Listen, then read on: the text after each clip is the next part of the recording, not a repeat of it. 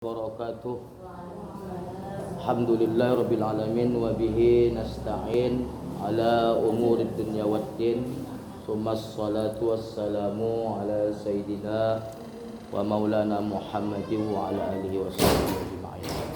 Amma ba'd, qala Allah ta'ala fi kitabihil 'azim.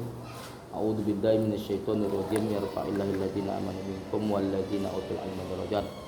Wa qala Rasulullah sallallahu alaihi wasallam, man kharaja fi talibil ilmi fa huwa fi sabilillah. Shadaqallahul azim wa shadaqa rasulun nabiyul karim wa nahnu ala dzalika minasyahidin wasyakirin walhamdulillah. Ibu-ibu yang dirahmati Allah yang tergabung dalam majlis taklim Mushola Al-Ilham yang insyaallah kita semua dirahmati Allah, mari kita bersyukur kepada Allah dengan ucapan alhamdulillahirabbil alamin. Kemudian banyak kita bersolawat kepada Rasulullah sallallahu alaihi wasallam. Mudah-mudahan insyaallah kita yang hadir pada sore hari ini adalah daripada umatnya yang mendapatkan syafaah di yaumil la yanfa' malun wala banun illa man atallaha biqalbin salim. Amin ya rabbal alamin.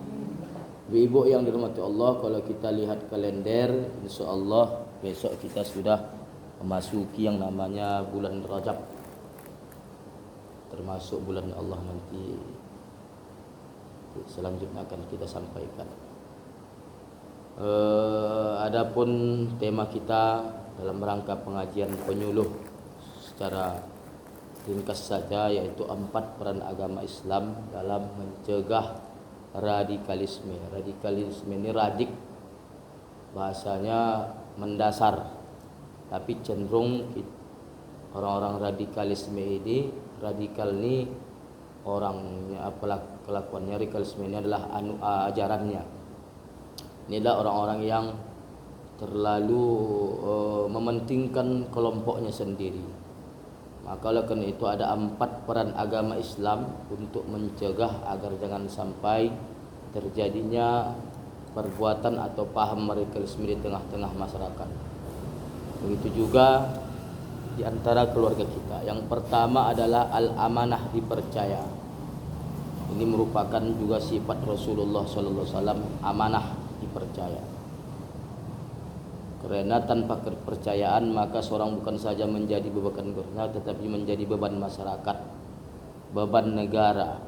Kehilangan kepercayaan, maka dia akan membuat kelompok-kelompok tertentu yang membuat dia menjadi kelompok-kelompok yang bisa dia menimbulkan kebencian kepada masyarakat, kepada pemerintah, kepada negara khususnya. Yang kedua, termasuk salah satu peran agama Islam adalah mendidik anak kita menjadi jujur ya, dari dalam segala tindakan perbuatan yang ia lakukan. Mengapa? Karena kalau sudah anak kita jujur, berkata jujur, bersifat jujur, maka dia akan terbuka kepada kita. Dia akan bercerita, mungkin dia ada diajak orang untuk melakukan perbuatan tertentu atau organisasi tertentu atau pengajian-pengajian tertentu yang dia yang mengarah kepada tindakan radikalisme, maka ini bisa kita cegah. Kalau anak kita itu bersifat jujur, terbuka kepada keluarga, maka kita tanamkanlah sifat jujur tadi kepada anak. Apapun pengalaman yang dia dapatkan di tengah-tengah kehidupannya, maka dia bercerita keluarga. Jangan sampai anak kita itu menjadi anak yang tak jujur, pendiam, apalagi yang disembunyikannya itu sesuatu yang bisa mengakibatkan fatal dalam kehidupan.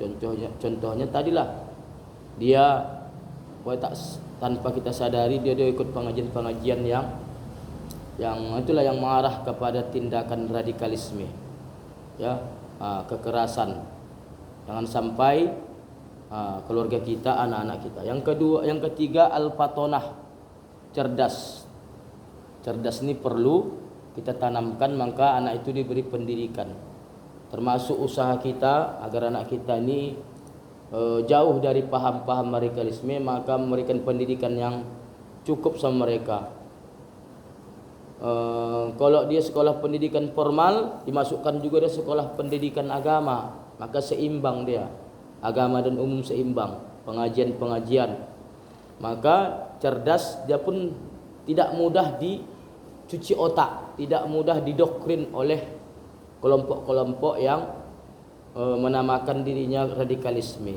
Baik itu dia yang sifatnya masih sembunyi-sembunyi maupun sifatnya yang sudah terang-terangan. Maka kalau anak awak ini cerdas, pandai, tentu dia kritis. Dia akan bertanya, kenapa ada kelompok begini? Ya, perkumpulannya kan sering diisukan kan, kelompok-kelompok apa ini kan pengajiannya tengah malam. Itulah bosan kejadian kan di daerah M Nur itu pengajiannya memang tengah malam, satu-satu masuk di belakang bengkel orang. Yang terakhir adalah at-tabligh, menyampaikan. Memang sifat Rasulullah juga lah menyampaikan, karena ini juga termasuk sifat Rasulullah, juga wajib dimiliki oleh umatnya. Juga ini kita tanamkan kepada anak-anak kita. Maka disampaikanlah kepada mereka ajaran-ajaran Rasulullah melalui Al-Quran maupun As-Sunnah, ya, tentang bahayanya bersifat berpaham radikalisme. Bukan hanya merugikan kita, juga merugikan masyarakat Islam, kelompok-kelompok Islam, umat Islam pada umumnya, juga negara yang tempat kita tinggal di dalamnya. Maka 4 peran agama Islam. Yang pertama saya ulangi, al-amanah, dipercaya. Yang kedua as-siddiq, yang ketiga jujur, ketiga patonah, cerdas, at-tabligh, menyampaikan. Nah, ibu-ibu yang mata Allah, inilah kajian penyuluh kita pada sore hari ini. Mudah-mudahan insyaallah ada manfaatnya bagi kita semua. Saya akhiri dengan wabillahi taufiq wal hidayah waridha wal inayah. Wassalamualaikum warahmatullahi wabarakatuh.